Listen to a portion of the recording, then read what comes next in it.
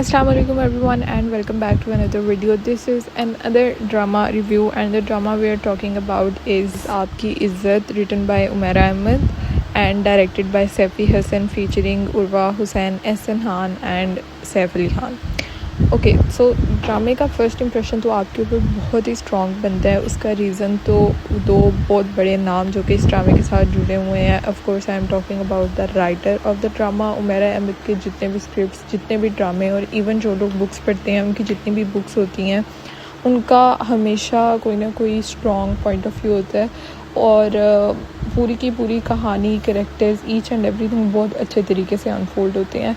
तो राइटर के ऊपर तो आपका पूरे का पूरा भरोसा होता है. आपका किसी भी प्रोजेक्ट के साथ जब उमैरा अहमद का नाम जुड़ जाता है तो बेशक आपको फर्स्ट सेकंड एपिसोड में शुरू में अगर प्रोजेक्ट हुक ना भी करे तो फिर भी आपका एक ट्रस्ट होता है कि आगे जाके ज़रूर चीज़ें इस तरह से अनफोल्ड होंगी कि आपको ड्रामा पसंद आएगा. And also when we talk about the director, Saifi Hasan के ड्रामे हमेशा से बहुत इस तरह के होते हैं कि जिसके अंदर फ्लॉज और गलतियों की गुंजाइश बहुत कम होती है. तो बहुत अच्छी डायरेक्शन होती है. अगर पाकिस्तान में आई थिंक टॉप डायरेक्टर्स देखे जाएँ so for me Saifi Hasan and Kashif Nisar उसके अंदर आएंगे और ज़्यादा जो हिट ड्रामे होते हैं वो सैफी हसन के होते हैं. Also as compare to like Kashif Nisar. हम कंपैरिजन में नहीं जा रहे बट आई थिंक कि सैफी हसन पाकिस्तान के टॉप डायरेक्टर्स में से हैं. Now coming to the actors, जब आप एक्टर्स के भी नाम सुनते हैं तो आपको पता है कि like Ehsan Khan is amazing in his craft. तो उर्वा का भी थोड़ी देर बाद कम बैक हो रहा था काइंड ऑफ ड्रामों के अंदर. तो आपको पता है कि कुछ ना कुछ अच्छी चीज़ तो बनेगी ही. Now coming to the story itself and the drama, I think story काफ़ी ज़्यादा रियलिस्टिक है और उसके अंदर एक चीज़ जो बहुत अहम है क्योंकि टॉपिक इस तरह का है कि आप बहुत जल्दी उससे बोर भी हो सकते थे. आपको ऐसे भी फील होना स्टार्ट हो सकता था कि जिस तरह बीना का जो करैक्टर है हर टाइम रोता धोता और इस तरह का हो सकता है तो आपका इंटरेस्ट बहुत जल्दी उससे ख़त्म भी हो सकता था. लेकिन इस तरह से स्टोरी टेलिंग की नहीं हुई. अगेन क्योंकि दो नाम इस तरह के हैं उमैरा और सैफी हसन के, आपका इंटरेस्ट वो ख़त्म होने नहीं देते. सो आई फील लाइक कि जिस तरह से बीना की कहानी बताई जा रही है वो आपको बहुत उस पर आपको आप कम्प्लीटली उसके साथ सिंपैथाइज़ कर रहे हैं.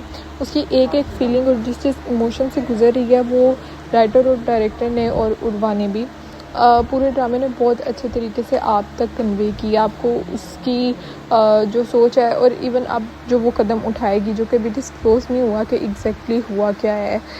मरी तो वो डेफिनेटली नहीं है लेकिन अगर वो भाग गई हैं जो भी उसके साथ हुआ है तो कहीं ना कहीं उन्होंने आपको इतनी बैक स्टोरी दे दी है कि कम से कम आप बीना को ब्लेम नहीं कर सकते. और एक एक एक्सप्रेशन भी उर्वा ने बहुत अच्छे तरीके से किया है. सो बीना का कैरेक्टर कम्प्लीटली जस्टिफाई लगता है आपको. Now coming to the other characters as well, Ehsan Khan का जो कैरेक्टर है आई थिंक इसके अंदर एहसन खान का पूरा क्रेडिट है कि जब फ्लैशबैक्स में यंग एहसन को दिखाते हैं तो वो वाकई यंग लगता है हल. और जब दिखाते हैं ताबिश को, अभी वाला जो ताबिश है 14 साल बाद वाला, वो वाकई में एजिड लगता है. मुझे नहीं पता कि ये इन्होंने किस तरह किया होगा क्योंकि ड्रामा तो ज़ाहिर है ड्रामे में जो फ्लैशबैक्स के सीन है वो 14 साल पहले तो शूट नहीं हुए, वो अभी ही हुए हैं. तो ये जो उन्होंने चीज़ की है ना, इवन उर्वा भी, वो दोनों उस टाइम वाकई यंग लगते हैं. और जो दोनों की पर्सनैलिटी में कम्प्लीट शिफ्ट है. लाइक ऐसे लगता है कि जो 14 साल पहले जिस तरह से बीना थी वो नखरे दिखाती थी, उसमें वो सारी चीज़ें थी और ताबिश बिल्कुल एक परफेक्ट लाइक हस्बैंड मटीरियल था, वो बिल्कुल अब स्विच हो गया.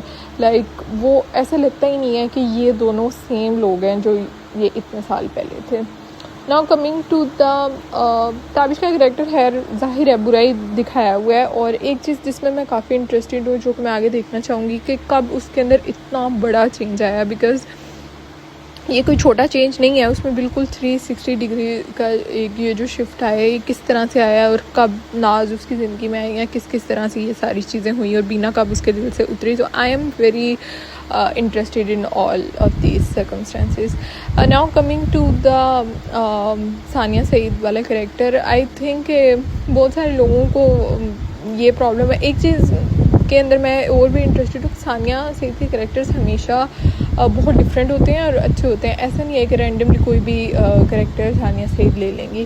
तो देखना पड़ेगा कि लाइक ये बस नॉर्मल एक सास ही है या इसका क्या पीछे से बैकग्राउंड निकलता है। और कुछ लोग जो कह रहे थे और कमेंट कर रहे थे कि वो बीना का साथ क्यों नहीं दे रही, और बीना बहुत अच्छी है। तो आई थिंक इसमें इतनी ज़्यादा फ़िलासफ़ी इन्वॉल्व नहीं है, बहुत सिंपल सी चीज़ है कि उसका बेटा उसका एक तो बहुत फर्माबरदार है। और जब भी प्रायोरिटी की बात आएगी तो आई थिंक इट्स अंडरस्टूड, और मेजोरिटी इसी तरह ही होता है। 90% सासें या माएँ वो अपने बेटे को ही प्रायोरिटाइज़ करेंगी, वो अपनी बहू का साथ तो नहीं देंगी।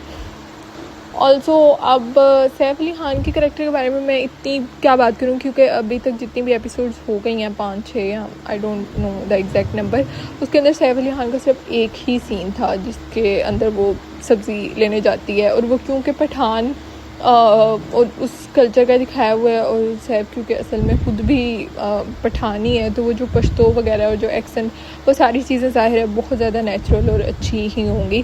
अब आगे जाके अब उसका करैक्टर ज़्यादा आएगा और उसकी कहानी का पता चलेगा तो फिर उसके बारे में हम बात कर सकते हैं, बट अभी के लिए तो इतना ही है। ओवरऑल सारी चीज़ों को मिला के मैं ये कहना चाहती हूँ कि कहानी बहुत रियलिस्टिक है और जो स्टोरी टेलिंग है वो बहुत अच्छी है, और आपको अब 100% हर चीज़ के अंदर इंटरेस्ट हो रहा है। सो या दैट वाज इट फॉर आपकी इज़्ज़त। I am definitely interested in this drama and I will recommend it. बहुत रियलिस्टिक और बहुत अच्छी कहानी है, एंड या let's see how it goes. और बीना मरी है, वो कहाँ गई है, वो भाग गई है, या उसके साथ जो भी हुआ है तो भी देख के पता चलेगा। And yeah, that's all I want to say about this. I will see you guys in my next video. Take care of yourself and bye bye.